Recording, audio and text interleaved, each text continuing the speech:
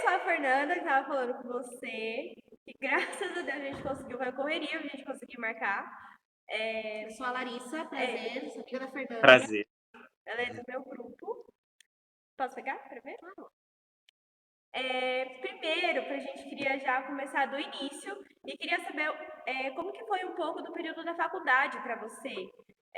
Porque muita gente fala que é um período marcante e que é necessário viver esse período, e a gente que ainda está nesse período está começando, a gente é do primeiro semestre ainda. Então a gente queria saber como que foi viver essa experiência para você. Tá. Eu acho que o seguinte, bom, prazer estar aqui dividindo um pouquinho da minha experiência com vocês. Muito obrigado pelo convite. Espero contribuir de alguma forma. Eu acho que como entrevistado eu fico nervoso, eu não sei o que falar. Como repórter eu acho que eu sou mais ou menos. Agora como entrevistado eu sou bem ruim mesmo. Mas Tá espero poder voltado. contribuir. Bom, no meu período da faculdade, eu acho que para mim foi um período de experimentação. Hoje eu trabalho há mais de 10 anos como repórter de televisão. Televisão foi a coisa que eu cheguei na faculdade dizendo: eu não vou fazer nem que me matem, nem que me obriguem, assim, jamais eu vou fazer televisão. Então eu entrei mesmo na faculdade porque eu era apaixonado por fotografia, e ainda sou, gosto muito, e o meu trabalho hoje ainda me permite trabalhar bastante com imagem, né, na televisão, mas eu sabia que fazer TV para mim seria um desafio. Eu não gostava da minha voz, não gosto, ainda tenho dificuldade, sabe quando a gente vai se escutar e acha ruim, Estranho, acha né? horrível? Eu ainda tenho um pouco disso, então eu fui fazer tudo. Eu entrei na fotografia, depois eu fui para uma agência de notícias, depois eu fui para o laboratório de cinema, fiz rádio, fiz impresso, fiz a agência online. E sempre que eu entrava em algum núcleo da faculdade, eu ganhava um tipo de bolsa, de desconto na mensalidade. E foi chegar o último semestre da faculdade, eu disse: e agora? Passei por tudo, eu vou ter que fazer TV. E eu entrei no laboratório de TV justamente para manter esse vínculo com a faculdade, para continuar tendo bolsa. Então, assim, no oitavo semestre, o último semestre, eu entrei no laboratório de televisão. E aí, nunca mais saí da televisão, estou há mais de 10 anos trabalhando com isso. Então, eu digo o quê? Eu acho que a fase da faculdade é uma fase de experimentar tudo. Até porque uma das preocupações é, quando eu me formar, o mercado de trabalho vai pedir experiência. Beleza, o que eu vou apresentar se eu não tiver feito nada? Então, realmente é muito difícil. O meu primeiro emprego foi dessa forma. Eu me candidatei a uma vaga, entrei lá no Fale Conosco da emissora e mandei um e-mail. E a minha primeira chefe, né, até então não era minha chefe, ela me perguntou: você tem experiência? Eu disse: não, eu tenho trabalhos da faculdade que eu fiz, mas eu tenho vontade. Ela olhou o material e ela disse: realmente você não está pronto, mas se você trabalhar aqui com a gente vai conseguir melhorar isso aí. E me deu emprego. Então, assim, eu tinha 3 links de matérias que eu tinha feito na faculdade. E foi aquilo que me salvou. Aquilo garantiu o primeiro emprego, que foi um emprego temporário de alguns meses, de 2 meses, só para cobrir uma licença de uma ex-funcionária, de uma funcionária. Mas aquilo abriu porta para depois eu ser chamado. E aí eu saí do interior do Rio Grande do Sul e uma vaga temporária virou uma vaga fixa, e aí do Rio Grande do Sul virou uma vaga no interior de São Paulo, e do interior de São Paulo virou uma vaga na Globo. Então, assim, eu cheguei onde eu nunca imaginei, onde eu nem queria chegar, assim, Nem onde eu nem imaginava, né? almejei, nem me imaginei estar nesse local. Então, assim, e foi graças a experimentar as coisas dentro da faculdade. Então, você quer fazer? Sim. Mas e o que você acha? Também quero. Você pode? Não, hoje eu não posso, mas eu posso na próxima. Porque foi ali que eu acabei descobrindo uma grande paixão. Eu não sei o que teria sido se eu não tivesse passado por aquele laboratório de televisão, mas eu sou feliz que aquilo aconteceu. As coisas vão acontecendo, né? A gente fala que é o efeito dominó. É uma coisa É, Exato. puxando a outra, e quando você vê, você tá num lugar que você fala, era pra mim. E às vezes a gente planeja tanta coisa e de repente o destino às vezes pensa em algo ainda melhor ou diferente ou que a gente possa aprender mais. E ainda eu acho que hoje eu faço televisão, mas eu acho que o mundo ainda é de experimentação. Hoje eu faço televisão. Pode ser que daqui 1 ano, 5, 10, não sei. E eu acho legal quando as coisas vão se encaixando assim, não tanto pela nossa vontade, sim pelo que o universo preparou. Acho bacana. E assim, puxando o gancho, que nem a gente fala, né? Às vezes a gente não sabe onde a gente vai cair. Eu mesmo queria fazer veterinária, e aí eu falei, jornalismo. Me apaixonei e falei, é jornalismo. Você chegou a estar num momento assim da sua vida, mesmo você cursando ou trabalhando, ou antes, você falou assim, eu acho que eu quero fazer outra coisa que era totalmente diferente. Você chegou a pensar, tipo, não, não quero ser jornalista. Eu acho que na época do ensino médio eu já tinha pensado em ser professor, eu gostava muito de geografia, eu gostava muito de mundo, e eu acho que eu gostava de mundo muito por ser curioso, eu acho que curiosidade tá no sangue do jornalista, então quando as pessoas me perguntam alguma coisa, eu vou para uma pauta e elas me perguntam. E aí os entrevistados me falam, tá, mas o que você vai me perguntar? Na minha cabeça, eu juro bem assim, meu Deus, eu não tenho nada para perguntar. Porque realmente eu nunca penso no que eu vou perguntar. Eu dou oi, bom dia, o que está acontecendo? Tudo o que vem depois é uma consequência desse o que está acontecendo por aqui. Então, eu acho que essa minha curiosidade, no primeiro momento, me fez pensar, querer ser professor, e depois eu acho que essa questão da curiosidade foi me levando até o jornalismo, ao questionar tudo, ao por que é assim, por que não pode ser de outro jeito, e aí eu achei que o jornalismo tinha mais a ver comigo. Você, né? É, a professora fala isso, fala que nós que vamos virar jornalistas, né? Ela fala, vocês são movidos pela curiosidade, saber Sim. o porquê, o que aconteceu, aonde foi. E realmente, né? E até, acho que até para ser professor também, a gente precisa saber de um pouquinho de tudo ali para poder passar a informação. Jornalismo também é isso, né? É, uma das coisas que eu mais gosto, assim, eu acho que o professor também tem muito disso, é essa questão de ser dinâmico. Cada semestre é diferente, cada aluno é diferente, as coisas vão se atualizando, as turmas vão apresentando propostas diferentes. Acho que isso na licenciatura, para quem é professor, para quem é jornalista, tem um pouco disso nas duas profissões também. Esse fator surpresa, assim, de o que vai ser no próximo mês, o que vai ser no dia seguinte. É isso Acho isso mesmo. legal. Ainda mais jornalismo, tem várias pós-graduações que a gente fala na nossa sala, muita gente é esportivo. E aí chega a ser bizarro, tanto de praticamente a sala inteira querendo esportivo. E é a questão do jornalismo ser uma multiplataforma, né? E pode ser que elas cheguem no final não querendo mais, querendo outra coisa. É capaz, Com acontece. certeza. Puxando esse gancho que você estava falando da sua entrevista, que você fala, oi, tudo bem? E daí que surge, qual que foi, na verdade, a entrevista que mais te emocionou e tocou o seu coração? Porque eu cheguei a ver um pouco sobre o senhor que você ajudou a atravessar junto com o motoqueiro, um amigo que, se eu não me engano, você descobriu ao vivo, assim, que era ele a vítima. Então, qual foi a que realmente tocou o seu coração? Assim, você falou, caramba, isso me impactou de alguma forma.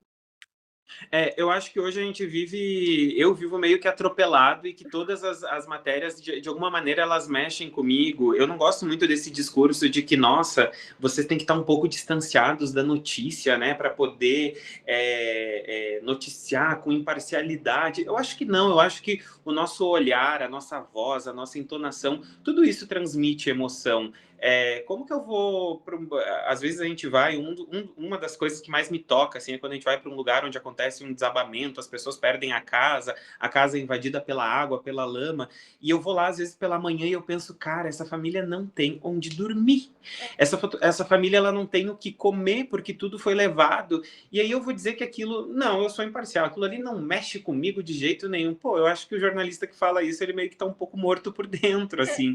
Eu chego em casa e isso mexe com o meu emocional. Eu também choro, eu fico angustiado, eu fico preocupado. Eu chego em casa e fico pensando, mas será que deu certo? O que que aconteceu? Como é que vai ser o dia seguinte? Assim, quando eu pego um caso muito feliz, aquilo também me emociona, aquilo me contagia. Eu acho que jornalista é assim, e a gente tem assuntos que eles são mais próximos da nossa realidade e aqueles que são um pouco mais distantes. E o caso, por exemplo, quando eu descobri que um colega que também é jornalista sofreu uma tentativa de roubo, até atiraram nele, né, uma tentativa de homicídio aqui em São Paulo, aquilo mexeu muito comigo porque eu disse, meu Deus, então quer dizer que aquela notícia que parece que está tão distante, de repente ela faz um pouco parte do meu cotidiano.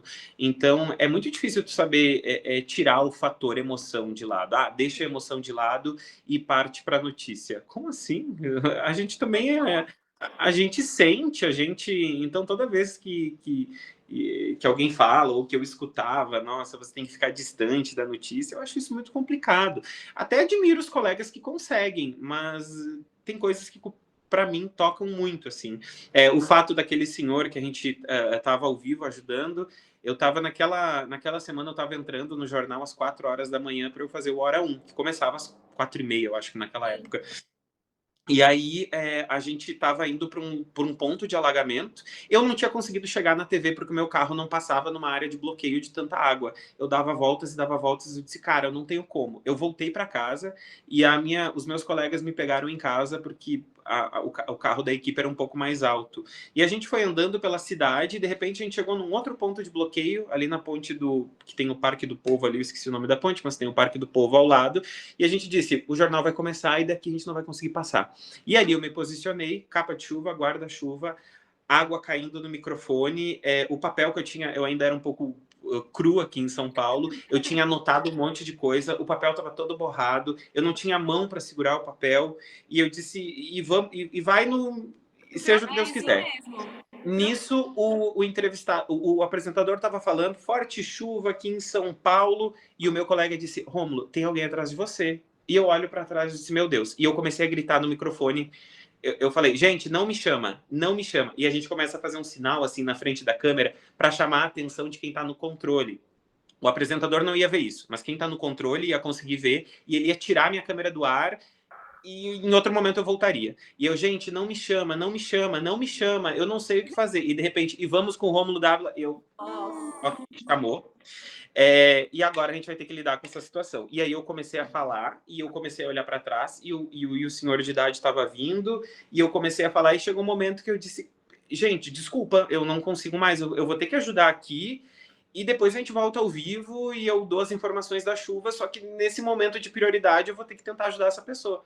Era um senhor com mais de 90 anos, Caramba.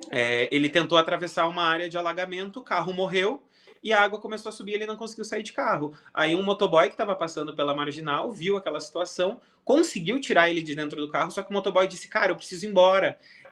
Você cuida dele? Eu disse, cuido, mas eu não tinha nem visto ele. Eu disse, cuido. E nisso a câmera estava ligada, eu tinha tirado o ponto, a câmera estava ligada e estava mostrando tudo isso ao vivo. Tudo isso, e eu achando que eu estava só ajudando, e na verdade aquilo estava sendo ao vivo, e era o cenário de caos, ninguém estava preparado para aquela manhã, para aquela madrugada daquele jeito. Eu pedi para ele, eu disse, entra aqui no carro e eu vou chamar um táxi para você. Ele não tinha celular, ele sabia onde ele morava, ele sabia o número de telefone de cor. Eu liguei para casa dele, falei com a esposa dele, que tinha falado que ele era muito teimoso, que ele não podia ter saído de casa naquele momento, naquela chuvarada. E aí a gente chamou um táxi, eu disse, posso chamar um táxi e mandar para sua casa? Pode. Aí a gente colocou ele num táxi e ele foi embora. E aí depois eu voltei no jornal e eu disse, gente, só para tranquilizá-los, aquilo que aconteceu ao vivo já foi controlado, a gente colocou ele em segurança, dentro de um carro, ele foi para casa dele, agora vamos com as informações da chuva. E aí foi muito interessante porque depois nas redes sociais algumas pessoas falaram bem assim, hã? Isso que eu ia comentar, que eu vi que muita gente criticou você por causa dessa ação. E algumas pessoas falando bem assim, nobre atitude do repórter, coitado, vai ser demitido. E não, na verdade eu recebi um e-mail da minha chefe. Naquele momento eu não tinha como pensar, eu estou fazendo isso por quê? Eu estou fazendo isso porque isso está acontecendo. Eu não tenho como ignorar. Inclusive ia ser deselegante, falta de empatia da minha parte se eu continuasse falando com uma pessoa sem um guarda-chuva atrás de mim. Eu não tinha outra opção senão fazer aquilo, e eu quero torcer para quero pensar que qualquer colega na minha situação faria o mesmo. Sim. As pessoas que se sentiram emocionadas, elas fariam o mesmo, com certeza. Aquelas que criticaram, também não tô nem aí, porque eu pouco me importo para isso. Mas algumas pessoas preocupadas com que eu seria demitido, porque ele parou a reportagem ao vivo. E eu não respondo muitos comentários de internet, mas eu teria vontade de dizer, não, eu não fui demitido. Eu estou aqui de novo ainda. Eu continuo aqui, se eu tivesse que fazer isso de novo, eu faria de novo. Com certeza. Isso mostra mais sobre você do que as pessoas que estão comentando, né? E acho que isso que é importante. Vou até formular uma pergunta sobre isso, que no caso seria essa daqui, sim. que já puxou o gancho. Porque eu tava conversando com você via WhatsApp, eu lembro que você tinha falado das gambiarras que você tem que fazer para subir uma matéria.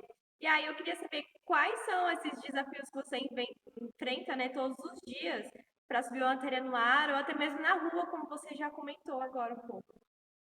Eu acho que os desafios, assim, são... como eu vou dizer? Eu acho que dependendo o assunto, ele nos impõe desafios. Então, quando a gente vai fazer uma matéria de uma exposição em um museu, eu estou num ambiente controlado, que muito provavelmente eu tenho acesso à internet, em que tem uma entrevista que está marcada, num horário agendado, e isso é um ambiente controlado. Existem aquelas coisas que elas não são controladas, por exemplo, uma falha numa estação de trem. Então, esses dias eu estava falando sobre a poluição do Rio Pinheiros e, de repente, teve uma falha na linha Lilás, no Capão Redondo. E isso era 8h10 da manhã. O jornal iria até as 8h30 ao vivo. Em 20 minutos eu não chegaria onde estava acontecendo a falha, lá no Capão Redondo. O ponto mais próximo que eu estava da linha Lilás era a estação Santo Amaro. E aí a minha chefe disse, em 20 minutos o jornal está no ar, você vai conseguir chegar na estação Santo Amaro, faz a entrada de lá. O Capão Redondo, o caos. Mas o caos estava no Capão Redondo, não estava no Santo Amaro. Quando eu cheguei no Santo Amaro, assim, querubins cantando, assim, sabe, borboletas. Tava tudo em paz, porque o problema não estava nem passando por ali. E aí a gente ficou naquele dilema, cara, o que eu faço? Eu arrisco e eu tento chegar lá a tempo, eu garanto daqui porque eu tô próximo do lugar, a minha internet não estava boa, aí eles me falando no meu ponto, Rômulo, mostra os ônibus do Paese, só que eu estava do lado de cada marginal, os ônibus do Paese estavam do lado de lá, então eu acho que o desafio é lidar com essas questões, tempo, trânsito, chuva, falta de sinal para gerar o material, ainda mais em São Paulo, não estar num ambiente muito controlado de gente, de fluxo. Eu acho que os desafios eles partem mais daí. Vai da nossa criatividade e eu acho que a gente vive um momento do jornalismo que a gente pode ser muito honesto. Então, de dizer, eu estava na Marginal, eu não consegui chegar na estação Capão Redondo, o que eu consigo ver daqui é isso. Eu não tenho os ônibus do Paese aqui porque eles estão do outro lado da Marginal, eu não chegaria a tempo. Então, eu acho que a gente está no momento de ser honesto. Ao longo da manhã, a gente vai atualizando, a gente vai mostrando, a gente vai chegando perto de onde está o problema, mas eu acho que hoje os desafios estão mais assim, mais na questão da rua, das características da cidade. Sim, sim. E São Paulo é assim, né? São Paulo, hoje em dia, qualquer horário é horário de pico. Tem muito o que fazer, né?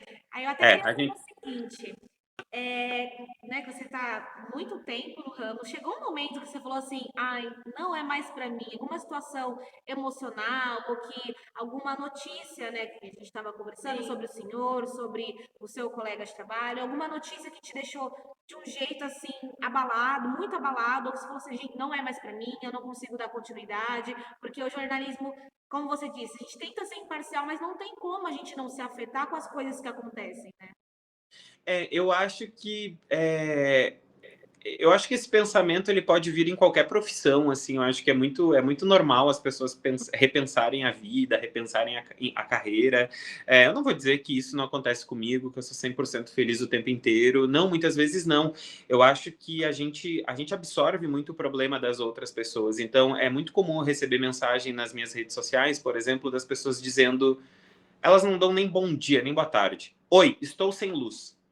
Aí eu respondo assim, eu também. Porque as pessoas elas não perguntam se eu tenho energia elétrica, elas querem resolver o problema delas, embora, e eu entendo, é da minha profissão. A gente dá a voz, a gente realmente tenta ser uma solução quando o poder público não chega, quando o poder público não faz. Então, realmente, eu vou apelar para a mídia, porque se o poder público fizesse, eu não precisaria disso. Mas, às vezes, a gente também é humano. Às vezes, não, a gente sempre é humano. A gente também tem os nossos problemas. A gente também não tem os nossos dias bons. Então, às vezes, eu fico... Eu fico muito preocupado, assim, as pessoas mostrando... Porque você tem que mostrar o caos que é a linha Esmeralda às 7 horas da manhã. Sim, eu pego a linha Esmeralda às 7 horas da manhã, eu sei qual é o caos. Então as pessoas acham que a gente está ali para ser o super-homem da situação, que nada nos atinge e que a gente pode resolver tudo. Nem tudo está dentro do nosso alcance. A gente vê que muitas coisas a gente mostra e cobra e faz, e o negócio não resolve. Eu estou aqui há 6 anos mostrando o caos da linha Esmeralda. E eu vou ficar mais 12, mais 10, e não vai resolver. Entende? A gente tenta contornar, a gente tenta cobrar. Mas eu acho que, às vezes, a gente também, quando entra para o jornalismo, a gente pensa, eu vou mudar o mundo. E, às vezes, a gente descobre que não é bem assim. Sim. Que a gente não vai conseguir, a gente vai conseguir mudar em pílulas. Assim, eu acho que cada pequena mudança vale a pena. Então, se a gente conseguiu melhorar a cobertura do ponto de ônibus, porque a moradora pegava o ônibus todos os dias ali, pegava a chuva, para a gente pode ser pouco, mas para ela é uma grande vitória. Aquilo mudou a rotina dela, mudou a vida dela. Então, eu acho que às vezes eu me coloco assim em questionamento e disse, nossa, quantos problemas de outras pessoas eu abraço. Aí depois a gente vê que as coisas vão se resolvendo e eu digo, beleza, eu vou continuar abraçando, porque eu acho que é isso, esse aqui é o meu propósito, é assim que eu me sinto realizado. Sim, Os sim. professores falam pra gente que o jornalista é um pouco de psicólogo também, por mais que a gente não faça psicologia, há muito da questão do psicólogo na nossa profissão. Uhum. A gente está chegando no final, tá? Infelizmente, gostaria de ficar aqui batendo papo o dia Sim. inteiro. Deixa eu só fazer pequeno, uma pequena observação. Sobre isso, todo mundo fala realmente assim, né? Nossa, você é jornalista porque você gosta de falar. Na verdade, eu acho que a nossa principal função é escutar. O que a gente fala é uma parcela muito pequena perto do que a gente ouve. E perto do que a gente também seleciona para demonstrar aquela reportagem. Então, às vezes, a gente escuta realmente 10 minutos e a gente aproveita 1 minuto, a gente tem que resumir aquela história em 1 minuto. Então, antes assim de falar muito, acho que a nossa principal função é ouvir muito, a gente ouve muito. E eu gosto de ouvir, adoro conversar, então se deixar. A comunicação é bom para quem gosta de conversar. É engraçado que a gente fala assim, né? Eu, pelo menos, como CLT, eu falo, gente acha que tem algum caos? Vamos esperar primeiro sair no jornal para ver o que a gente faz. Então, ajuda muito, muito, muito. A gente fala assim, o jornalismo é o abraço de São Paulo, né? A gente primeiro espera a notícia chegar para ver o que a gente pode resolver ali, de casa ou da rua, mas a gente está sempre aqui conectado. E é via internet, ou é pela televisão, às vezes até pela rádio mesmo. Então a gente fala, o jornalismo é o principal porta-voz para a gente conseguir se comunicar, né, de uma forma mais verdadeira, digamos assim. Na internet, infelizmente, a gente já tem muita fake news, né? Então a gente fala, o jornalismo é isso, é essa comunicação não presencial, digamos assim, né? A gente se conversa dessa forma. Sim. A gente assiste, a gente escuta, a gente fala, e assim a gente segue. E num ambiente onde tudo é informação e todo mundo propaga informação, eu acho que a nossa função é cada vez mais essencial, porque realmente a gente tem a gente tem o fator credibilidade ao nosso lado, né? Nós, como todos jornalistas de TV, de rádio, de internet, de portais confiáveis, enfim, de veículos de imprensa, a gente tem esse fator credibilidade e a gente sabe que as pessoas elas acreditam em muitas coisas, mas elas vão realmente, o que vai definir realmente o que é verdade ou não, vai ser o jornalismo. Deixa eu só dar uma observação, porque lá em casa é assim, a gente brinca muito, né? Porque eu não moro com meus pais, né? Mas vira e mexe quando a gente vai se ver, mãe fala, eu acho que tal notícia, não sei o quê, será que vai fechar a linha? Eu falo, eu sou jornalista e acredita em mim que vai. A gente brinca e fala, realmente, jornalista tem credibilidade. A gente fala, eu estudo, então vai por mim que você passa de ano. Então, realmente é isso. E é justamente isso. A gente tem notícias que chegam assim 5 horas antes pra gente. Você não tem ideia do tanto que a gente segura até soltar essa informação. É um processo de checagem e rechecagem e rechecagem e de segurar mesmo. Mas a outra emissora já deu. Ok, deixa que ela dê. A gente vai segurar enquanto a gente não tiver a confirmação aqui na mesa, a gente não vai dar. Então assim, eu já cansei de pegar assuntos e estourar o jornal, terminar o jornal e tchau, bom dia, até amanhã, e a informação não foi dada. Não porque a gente não tinha, mas porque a gente não tinha confirmação. É muito sério isso. Questão de ética mesmo, né? Ética profissional. Depois que eu comecei a cursar mesmo jornalismo, que eu vi o quanto isso estava na minha vida e na minha casa, mesmo a gente não assistindo tanto jornal, porque os horários não batem. Mas a questão de tudo a informação, por exemplo, de manhã, quando vai ser a primeira coisa, a gente liga o jornal, vai ver como tá o metrô. E aí tem você lá, às vezes. O tempo, tudo, exatamente isso. Ainda mais São Paulo, com essa mudança, não tem como. Complicado, complicado. Sim. Agora sim, para finalizar, que está chegando ao fim, a gente queria agradecer por você ter topado essa com a gente, ter disponibilizado um tempo, mesmo que seja virtual, está sempre maravilhoso ter esse papo com você. Para dizer que, assim, para gente que é aluna, para nós que somos alunos, está sendo uma experiência incrível. Mas primeiro semestre, 2 meses de faculdade. verdade. Então, assim, muito obrigada por proporcionar isso pra gente. Até porque se você não tivesse dedicado um pouco do seu tempo, isso não teria acontecido. Com Então, certeza. muito obrigada de verdade. Ah, não, muito. Eu que agradeço, porque também quando isso acontece é uma oportunidade de eu Claro. de fazer isso que vocês falaram, repensar a profissão, tudo. Então, eu acho interessante, é um ganho para mim também. Não pensa que é só para vocês, não. E se puder deixar aqui um recadinho, vocês saíram muito bem, muito gostoso de conversar com vocês. Obrigada. Era justamente isso. Se você tem alguma mensagem para deixar pra gente que ainda está entrando nesse mundo agora, nem é formado ainda, primeiro semestre tem a faculdade inteira pela frente. Se você tem algum recado pra gente.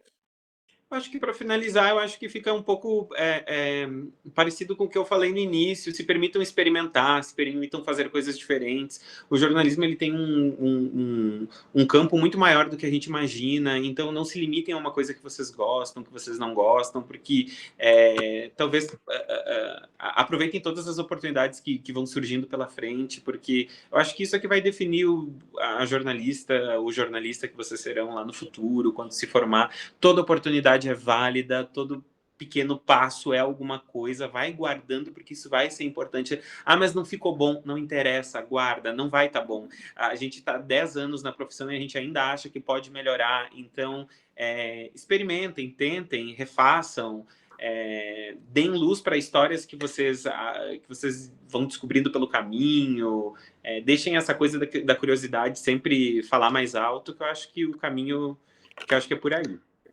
Que bom. A gente vai levar isso pra vida, viu? Porque, Com como ela falou, certeza. é mais 4 anos de faculdade, mais 10, 20, 30 aí de profissão. Então, a gente vai levar Isso. com a gente, porque a gente fala, é tão bom escutar alguém dando conselhos pra gente que já tá no ramo e sabe o que a gente vai passar daqui a um tempinho.